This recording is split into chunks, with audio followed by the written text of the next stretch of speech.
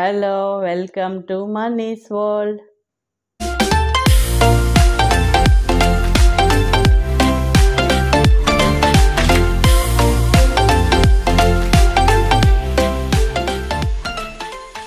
Friends, ఈరోజు నేను పప్పు రసం చేశానండి. పెళ్ళిళ్ళలో ఉంటుంది చూడండి, సేమ్ టేస్ట్. పెళ్ళిలో సూపర్గా ఉంటుంది కదండి రసము, అదే టేస్ట్లో ఉంటుంది. దీనికి కావాల్సిన పదార్థాలండి: ఎండుమిర్చి, ఆవాలు, జీలకర్ర, మిరియాలు, తెల్లగడ్డలు, నూనె, ఉప్పు, ఉడికించి పెట్టుకున్న కందిపప్పు, చింతపండు రసము, టమాటాలు, కొత్తిమీర, కరివేపాకు అండి. దీనికోసం ముందుగా మనము జీలకర్ర, మిరియాలు దంచుకోవాలండి రోట్లో. రసం పొడినా వేసుకోవచ్చు. నేనైతే ఇట్లే ఫ్రెష్గా దంచేస్తే మంచి టేస్ట్ వస్తుందని ఫ్రెష్గా దంచుకుంటానండి. అందులోనే పొట్టు తీయని తెల్లగడ్డలు అట్లే వేసి దంచుకోవాలి. పొట్టుతోనే అట్లే దంచుకొని జీలకర్ర, మిరియాల పొడి పక్కన పెట్టుకోవాలండి. జీలకర్ర, మిరియాలు దంచి పక్కన పెట్టుకొని కందిపప్పు ఉడికిచ్చేస్తే తొందరగా అయిపోతుందండి. ఇది రెడీగా పెట్టుకున్నామంటే కందిపప్పు ఉడికించి స్టవ్ వెలిగించండి. నేను వచ్చి ఈరోజు మట్టి పాత్ర పెట్టానండి. మట్టి పాత్రలో ఆయిల్ వేసుకొని బాగా కొంచెం లేట్ అవుతుందండి. కాగిన తర్వాత వేడి పట్టేసిందంటే మళ్ళీ తొందరగా కాగిపోతుంది. సట్టిలో కొద్దిగా ఆయిల్ పోసుకోవాలండి.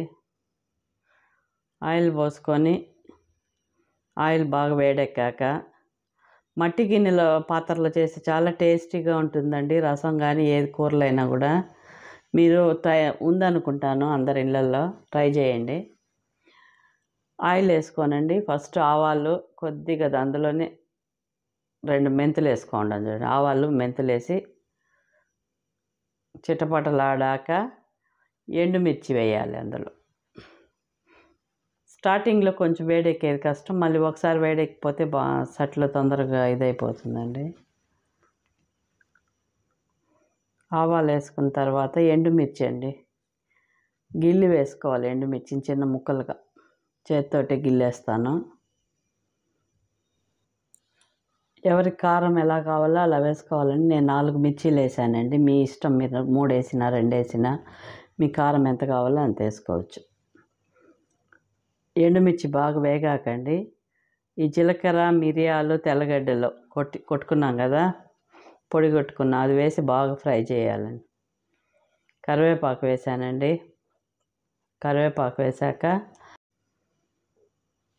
కరివేపాకు వేసిన తర్వాత కొద్దిగా పసుపు పొడి వేసుకున్నానండి. పసుపు పొడి వేసి బాగా ఫ్రై చేసుకున్నాక, పసుపు పొడి వేసాకండి మళ్ళీ ఇంగ వేసుకున్నానండి. రసంలో ఇంగ వేసి చాలా బాగుంటుందండి.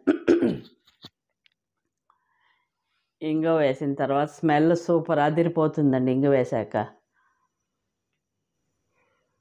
ఇంగ వేసి ఫ్రై అయ్యాకండి చింతపండు గుజ్జు అండి, ముందే మనం నానబెట్టుకుంటాం కదండి, ఆ చింతపండు బాగా గుజ్జు తీసి మనకు ఎంత పులుపు కావాలో అంత పోసుకోవచ్చు.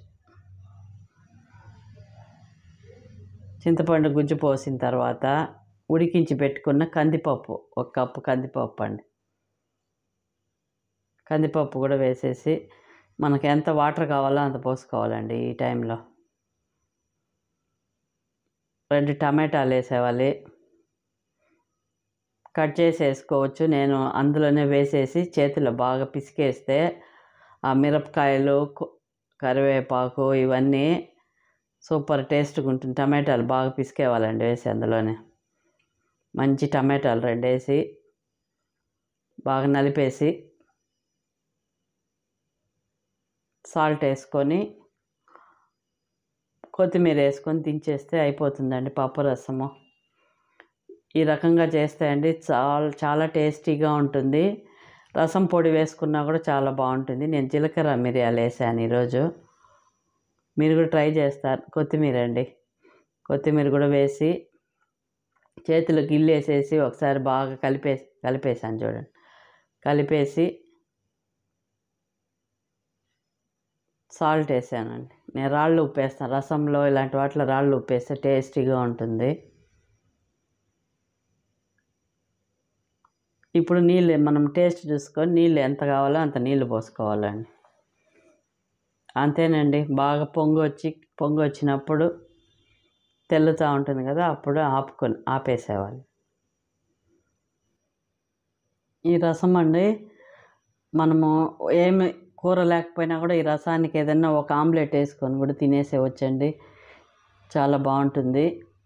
మీరందరూ తప్పక ట్రై చేస్తారనుకుంటాను. తెలిసిన వాళ్ళు కూడా ఉంటుంది, తెలియని వాళ్ళ కోసం అండి ఇది నేను చేసే పద్ధతిలో చూపించాను. నచ్చితే లైక్ చేయండి. పొంగు వస్తాను చూడండి, వీడియో లైక్ చేయండి అందరూ.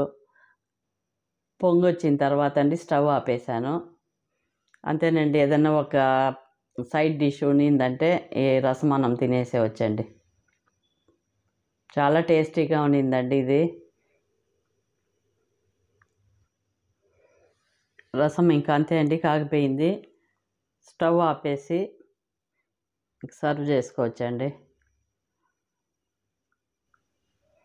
వేడి వేడి అన్నంలోకి ఈ రసం పోసుకొని సైడ్ డిష్ చికెన్ ఫ్రైయో మటన్ ఫ్రైయో పెట్టుకొని తింటూ ఉంటే అద్భుతంగా ఉంటుందండి. మీరు కూడా తప్పకుండా ట్రై చేస్తారనుకుంటా ఉన్నాను. Thank you for watching friends. That's all for today. Thank you. Bye.